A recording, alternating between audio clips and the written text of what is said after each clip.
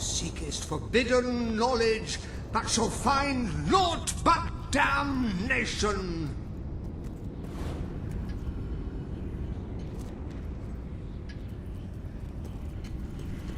Don't pick it up! No, really, I'm serious.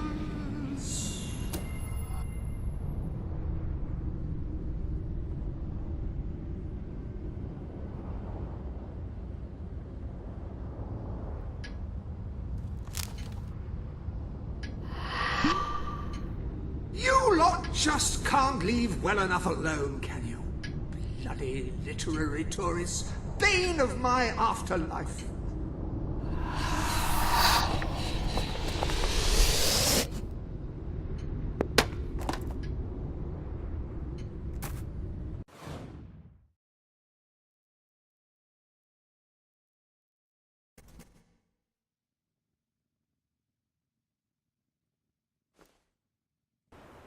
Listen, you're not getting my lost plate, you hear? It's rubbish. Worse than rubbish. I mean, what was I thinking mixing tragedy and comedy? I must have been off my rocker. It would seem, my dear madam, you have been apprehended by the ghost of Philip Morley. That makes us both his captives. I am Ransom Locke.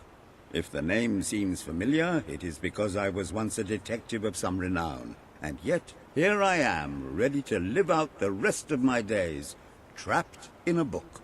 As far as I can deduce, we are currently in a scene from one of Morley's greatest romantic plays, the near tragedy of Oliver and Ethel. I believe if we are to escape, we must act out the scene. But performing is not one of my talents. If I am correct, putting on this costume should set things in motion.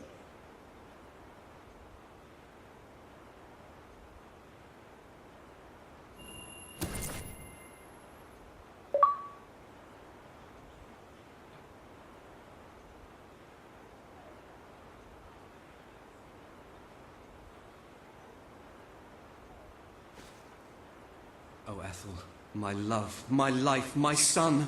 If thou wouldst but give me one sign, one gesture that would speak of your affections, then might I think this grey existence worth living.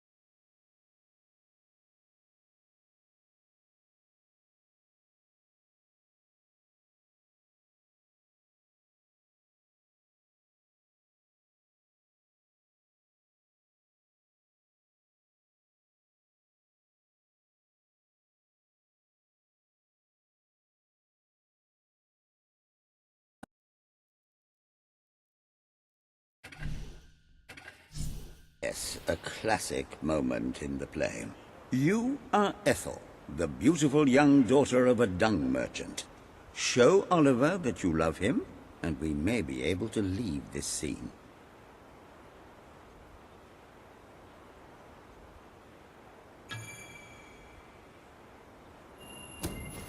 My heart is yours, my love.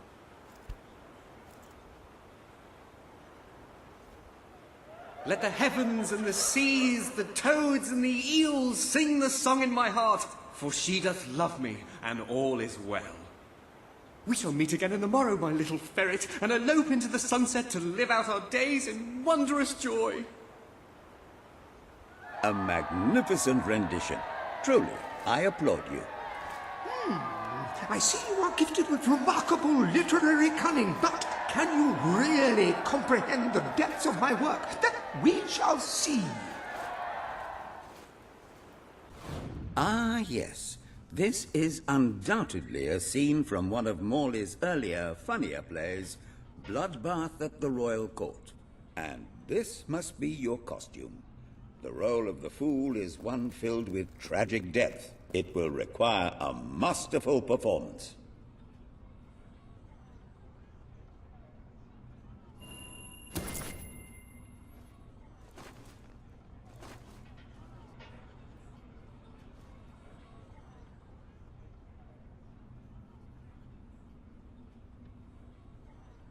What fresh insolence is this? Out of my throne, you impertinent buffoon! Stand before your king, and do your jester's duty! 'Tis a troublesome time for this court, and my crown grows heavy. So make me laugh, or I shall have your head.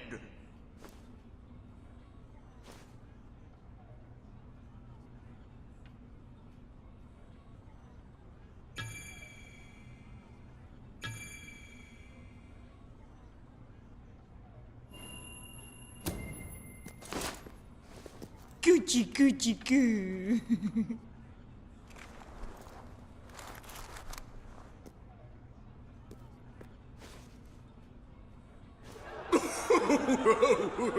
Oh, stop, it's too funny.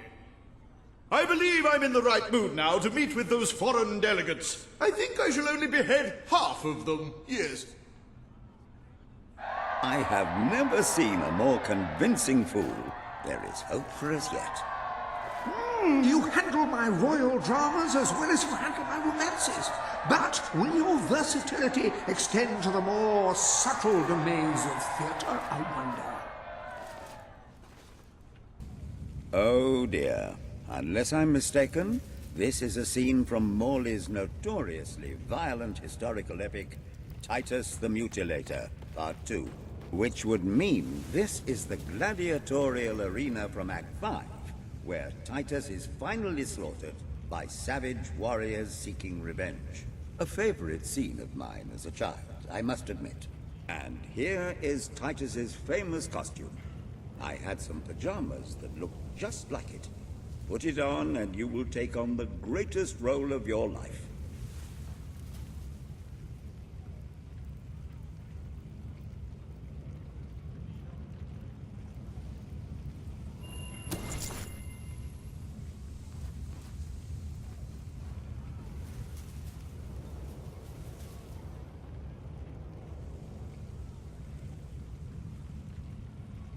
Titus! Thy pox-membered body shall pay for thy monstrous villainy. My son lies dead because of you. Now shall revenge be mine, cold as your corpse and all the more flavoursome for it. Do try to make your demise convincing. It's hardly worth killing you. Won't get much off of your corpse.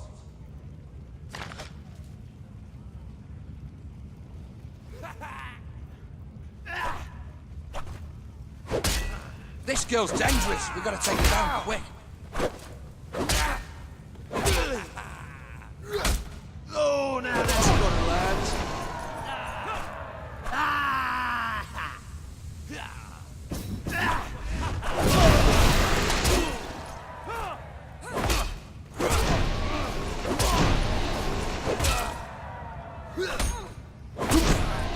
More of my kin lie slain, and yet you live. You have breathed your last sulphur-scented breath, Titus! Today's your dying day, girl. You gotta be more careful!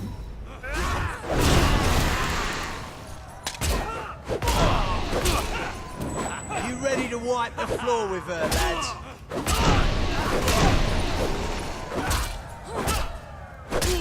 We're gonna kill you anyway, so why not do the decent thing and just give up? Oh, come on!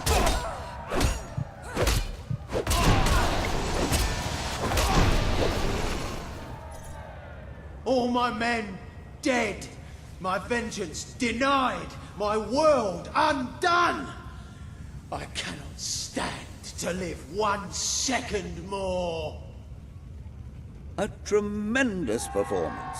That's just the ending I wanted to see when I was a young boy attending the theatre every weekend. I wonder what scene will follow now. Oh, what scene could possibly follow such a masterful rendition of my work? And the way you improvised some of those roles, you brought new life to my words. I stand in awe. You have earned the prize no mortal has ever been honored with before. My missing play. I entrust it to you, for I know that you will do it justice. I call it the Ham Sandwich. A metaphorical title, of course.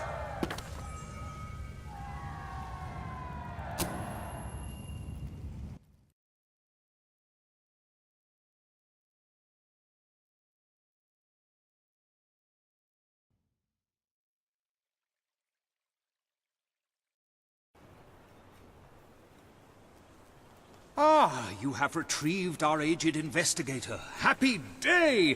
Have you, perchance, We're found... saved, Lambert! Oh, the joy in my bosom knows no bounds! Thank you a million times, thank you! His head bosom! It's already working! Comedy and tragedy will at last join hands!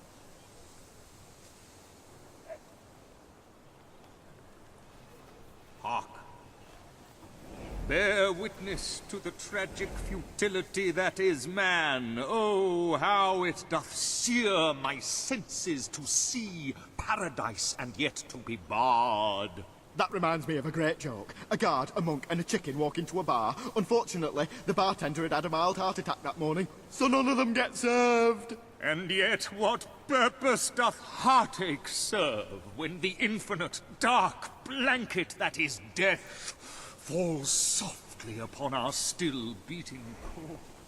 That reminds me of another one. A corpse walks into a bar and says, "Can I have a lemonade?" "Certainly," replies the bartender. "I've never seen a stiff drink." And so endeth our happy sad play, which reminds us we are made of nothing but clay. There's time only for our fool to say... Great big giant bosoms! What the hell was that? Biggest load of old tosh I ever saw. It didn't even make sense. Worst play ever. Well done. You have gathered quite an impressive following in Brightwall. This should be more than enough to convince this little hamlet to send aid to the dwellers. I believe Samuel awaits you at the town gates to express that very sentiment. I'm beginning to understand. Ah, hello.